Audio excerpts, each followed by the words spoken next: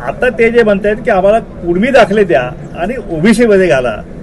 दाखला देऊन ओबीसी मध्ये घालणं एवढा सोपा तर विषय नाही आहे, कारण त्याला शेवटी मागासले पण सिद्ध करावं लागेल. 2.25 कोटी नोंदी.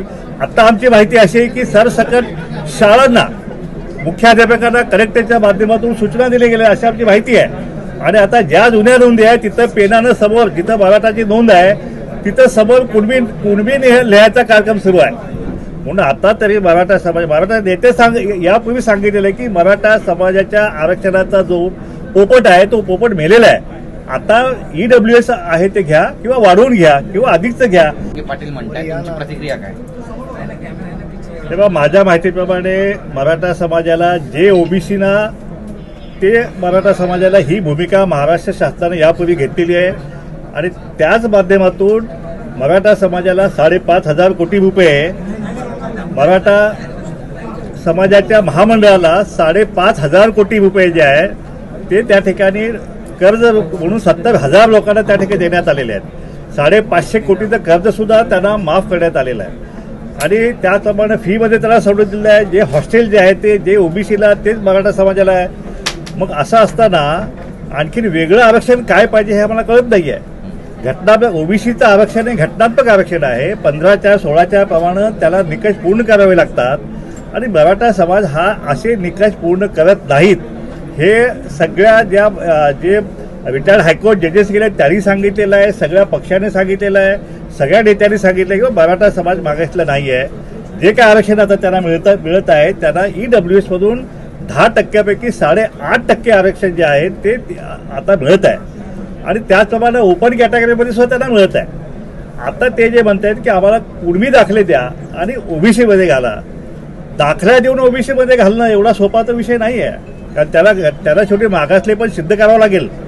आणि हे सिद्ध गेल्या 5-6 आयोगांनी जे आहे ते मराठा समाज हा मागासला नाही असं सिद्ध झालेलं आहे. तर पुन्हा तोच अट्टहास करायचा आणि संपूर्ण शासन आणि सगळा हा ओबीसी समाज जो आहे सगळा वेटीस धरायचा, हे काय बरोबर नाही आहे. ओबीसी नेत्यांच्या कार्यकर्त्यांची घरं जाळायची, दुकानं जाळायची, त्यांची हॉटेल जाळायचं, हे जे महाराष्ट्रामध्ये जे आतापर्यंत जे काय संवादाचं जे वातावरण जे होतं ते या ठिकाणी त्याला कुठं धक्का पोहोचत आहे. जो पुरोगामी महाराष्ट्र आहे, शिवरायांचा महाराष्ट्र आहे, या महाराष्ट्रामध्ये हे ओबीसी सुद्धा त्याचे लेकर आहेत, हे मावळे आहेत. होता जीवा म्हणून वाचला शिवा. आणि आज या जीवाच्या पिढ्या ज्या आहेत ते उद्ध्वस्त करायला काही मंडळी निघालेले आहेत. आणि ह्याचं मला अतिशय दुःख होत आहे. याला आमचा विरोध आहे. आणि कुठल्याही परिस्थितीत ओबीसी मधून मराठा समाजाला आरक्षण देण्यासाठी हा आमचा विरोध राहील. आता कुणबी दाखले देण्याचा जो प्रकार सुरू आहे, आता निजामाचा आम्ही समजू शकत होतो. 11,000 नोंदी निघाल्या, 2.25 कोटी नोंदी. आता आमची माहिती अशी आहे की सरसकट शाळांना मुख्याध्यापकांना कलेक्टरच्या माध्यमातून सूचना दिल्या गेल्या अशी आमची माहिती आहे. आणि आता ज्या जुन्या नोंदी आहे तिथं पेनानं समोर जिथं मराठाची नोंद आहे तिथं समोर कुणबी लिहायचा कार्यक्रम सुरू आहे.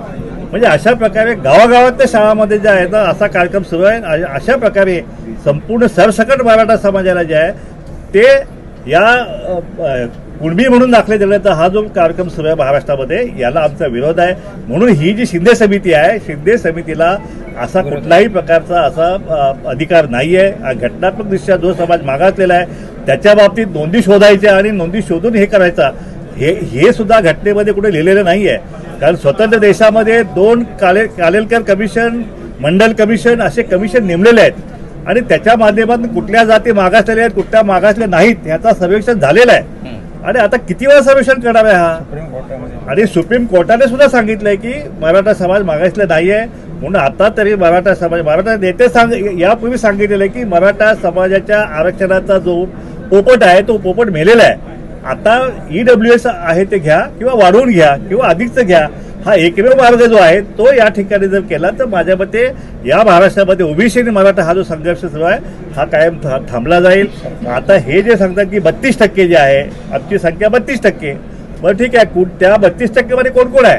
त्या 32% मध्ये कुणबी मराठा आहे, मराठा कुणबी आहे, लेवा पाटील आहे, लेवा पाटीदार आहे आणि मराठा, असं मिळून ते 32% आहे. आणि मग त्याच्यामध्ये हे जर मायनस केले किंवा वजा केले तर मराठा समाज संख्या राहते किती आणि त्यांना आरक्षण आता घेता येत किती? म्हणजे चारी बाजूने सरकार त्यांच्या बाजूने आहे. आणि सरकार जे ओबीसीला ते मराठा समाजाला तयार आहे, असं असताना कुठेतरी एक सामोपचाराची भूमिका जी आहे ती सगळ्यांनी या महाराष्ट्रात घेणं आवश्यक आहे.